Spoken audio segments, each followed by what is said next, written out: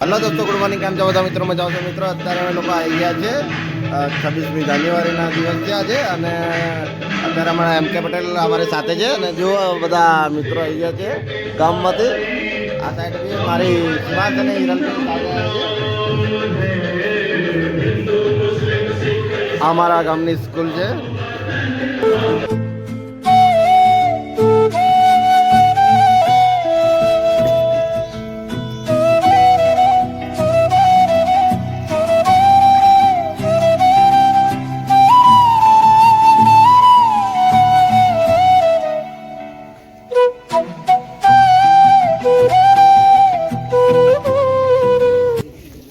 આપણા દેશ માટે આપણે ઉજવી રહ્યા છે.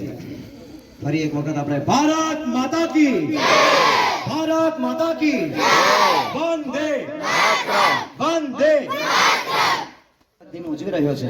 ત્યારે આપણે આપણા ગામમાં સૌથી વધારે ભણેલી, હાલમાં અભ્યાસ કરે તેવી અને ગામની દીકરી અત્યારે જે છે તે, તો એમને આપણે શિલ્ડ આપીને એમનું સન્માન કરીશું. આપણે જોરદાર તાળીઓથી એમને અભિવાદિત કરીશું.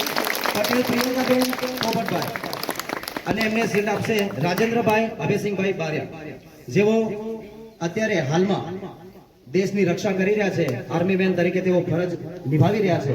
તો આપણે એમનું સ્વાગત કરીશું જોરદાર છે. ત્યારે આપણે અહીંયા મહેફૂઝ છીએ, આપણે શાંતિથી આપણે સાથે સાથે આપણે વડીલો પણ આપણે આવી જઈશું. અને કામ છે સાહેબ, જોરદાર તાળીઓ પાડીશું આપણે. અને દીકરીને આપણે જેનું સન્માન કરી રહ્યા છે, ફરી એક વખત જોરદાર તાળીઓથી આપણે અભિવાદન કરીશું. વડીલો આગળ આવી એમનું સન્માન કરીશું. આવો સાહેબ બધા. બોલો ભારત માતા કી, ભારત માતા કી.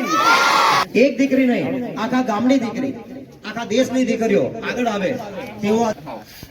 નમસ્તે, મારું નામ પટેલ કૃષ્ણાબેન પ્રવીણભાઈ છે. હું ધોરણ 8 માં અભ્યાસ કરું છું.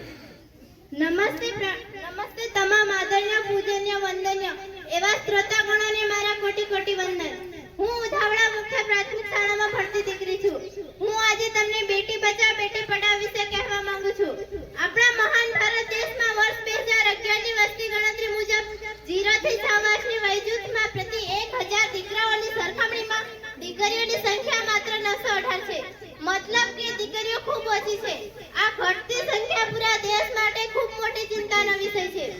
આજનું કડવું સત્ય એ છે કે દીકરીને સાપનો ભારે અને અભાગીની ગણવામાં આવે છે. આપણા દેશમાં કોઈ પણ નાત, જાત કે ધર્મ હોય તે બધામાં સ્ત્રીનું સ્થાન નિમ્ન કક્ષાનું હોય છે.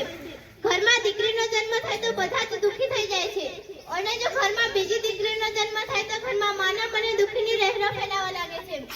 આજના સમયમાં તેઓ બધા એમ માને છે કે સ્ત્રીનું સ્થાન તો ઘરની 4 દિવાલોમાં હોય છે.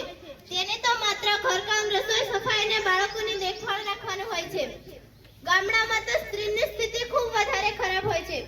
અમુક દુષ્ટ લોકો તો એને એમ પણ માને છે કે સ્ત્રી તો મનોરંજનનું સાધન છે. આજના આ ઘોર કલયુગમાં સ્ત્રીને એક સાધારણ અને તુચ્છ ગણવામાં આવે છે.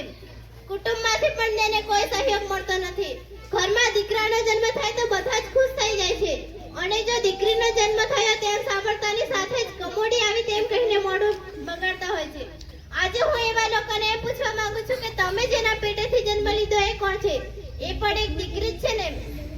આજે હું આ સમાજના તમામ લોકોને પૂછવા માંગુ છું કે તમારા ઘરમાં તમારી માં, કાકી, ભાભી કે તમારી પોતાની પત્ની, બહેન એ કોણ છે? એક પણ એક દીકરી જ છે ને?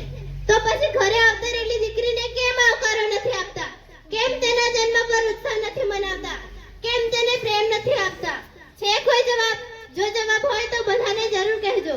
આજે જ્યારે બાળક પેટની અંદર હોય ત્યારે તેનું લિંગ પરીક્ષણ કરવા માટે દવાખાનામાં જાય છે. ડોક્ટરને ઘણા બધા રૂપિયા આપીને પૂછવામાં આવે છે કે આવનારું બાળક દીકરી છે કે દીકરો. About our motherland. It is a big country. There are many rivers and mountains in India. India has many big cities and small villages. There are many temples are in India. In our country, different religions live in India. Hindu, Muslim, Sikh and Christians live together. There are many festivals like Diwali, Holi, and Christmas are celebrated. I love my India, my country. At last, for our country. Thank you, Jai Hind. ત્યારે આવી વ્યવસ્થા નથી. ત્યારે પટેલ કાકાને ત્યાં અમે ભણતા હતા. અને છોકરો એવું યાદ રાખજો કે તમારું જીવન છે ને બહુ મૂલ્ય છે. અમે જે પરિસ્થિતિમાં ભણ્યા છીએ ને તો અમારે અહીંયા 2 લાઇટો હતી. તમે સમજી ગયા હું કહેવું. એક તમારી પાસે વ્યવસ્થા છે. ખાસ પેલા બેન છે ને બોલ્યા ને છોકરી ઇંગ્લિશમાં, તો છોકરાઓ બધાને અલગ અલગ ભાષા શીખવી જોઈએ, બધી ભાષા, અને અલગ અલગ સ્પીચ, અલગ અલગ લેંગ્વેજમાં. કારણ કે તમે મોટા થશો તો બહુ બહાર જવું પડશે. અહીંયા વધારે વ્યવસ્થા નથી. નોકરી મળશે તમે ક્યાં જશો? સાહેબો બોર્ડર ઉપર નોકરી કરીને આવ્યા છે, એ કેટલી કેટલી જગ્યાએ ફર્યા. તમારે બી એવી રીતના બધે ફરવું પડશે. એટલે અલગ અલગ લેંગ્વેજ શીખો. તો જે બેન ઇંગ્લિશમાં બોલ્યા ને એટલું મસ્ત બોલ્યા કે મને ગમી ગયું. પછી બહેનોએ હિન્દીમાં બોલ્યા. એ ખરેખર સારી બાબત છે. અલગ અલગ લેંગ્વેજમાં શીખવું જોઈએ. અને બીજું ખાસ ગામ લોકોને મારે કહેવું છે કે હું ગયો તો સાથી પાદરા તાલુકા, તો ત્યાં છે ને એક સ્કૂલ જોઈ હતી, સરકારી સ્કૂલ. એ સ્કૂલમાં હું પ્લમ્બિંગ કામ કરવા ગયો. તો એ સરપંચને મેં પૂછ્યું કે આ સ્કૂલ સરકારી છે કે પ્રાઇવેટ? તો કે સ્કૂલ સરકારી છે, પગાર સરકાર આપે છે, પણ અમે ગામજનોએ અલગથી એક બેંક બનાવેલી. જેમ આપણે મંદિરમાં ફાળો એકઠો કર્યો એવી રીતે સરપંચે ફાળો એકઠો કર્યો અને એક બેંક બનાવેલી છે દીકરીઓ માટે, ગ્રામજનોના ફાળા. જે ગરીબ ઘરની દીકરીઓ એના કપડાં, એના ચોપડા, અને એ ત્યાંથી ભણીને બહાર જાય સુધીની વ્યવસ્થા સરપંચે કરેલી. અહીંયા તો આપણે 12 મહિને 1-2 વાર ભેગા થઈને આવી વાતો કરીને જતા રહીએ, પણ આ એક્ઝામ્પલ તમને આલું. એટલે ખરેખર ગામ લોકોને આ કરવું જોઈએ. એ ખાસ કરીને આ દાખલો આપવા માટે જ મેં આવ્યો છું. બાકી સાહેબો ને મારા તરફથી ધન્યવાદ. 2 શબ્દ બોલવાથી જાય. જય શ્રી કૃષ્ણ. છબ્બી આવવાનું નથી ત્યાં સુધી આપણે કોઈએ રહેવાના પણ નથી. ફરી પાછું છબ્બી આવશે ત્યારે રહેશું આપણે કોઈ નહીં. બરાબર છે. તો આજનો આ પ્રસંગે ઉપસ્થિત રહ્યા છે ગામના વડીલો, એસએસબીના સભ્યો, ભાઈઓ, બહેનો, સર્વેનું આ અમારી શાળા વતી એમને આવકાર્યા છે, સ્વાગત કર્યું છે, અને આટલો કિંમતી સમય ફાળવી અહીંયા પધાર્યા છે. તો આ શાળા વતી એમનો ખૂબ ખૂબ આભાર માનવામાં આવે છે. આટલું કહી સૌ વડીલો અહીંયા આવ્યા છે તો આપ એમનું આસન લેશે. બાળકો નીચે બેસી જશે. ફરી એક વાત બોલીએ, બોલો ભારત માતા કે, ભારત માતા કે.